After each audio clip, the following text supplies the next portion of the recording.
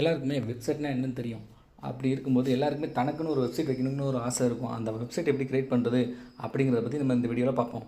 வாங்க உங்கள் க்ரோமில் எடுத்துக்கோங்க. க்ரோமில் போயிட்டு பிளாக்கர் அப்படின்னு சொல்லி டைப் பண்ணுங்கள். டைப் பண்ணிங்கன்னா ஃபஸ்ட்டு மேலே டாப்பில் ஒரு வெப்சைட் வரும் பாருங்கள்.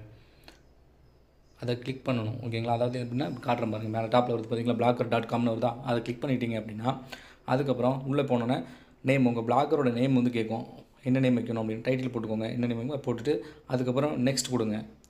கொடுத்ததும் என்ன வரும் அப்படின்னா பிளாக் அட்ரஸ் அப்படிங்கிறது வேறு ஒன்றுமே கிடையாது. அது வந்து அதோட யூஆர்எல் தான் பிளாக் அட்ரஸ் அப்படின்னு சொல்லி சொல்லுவாங்க.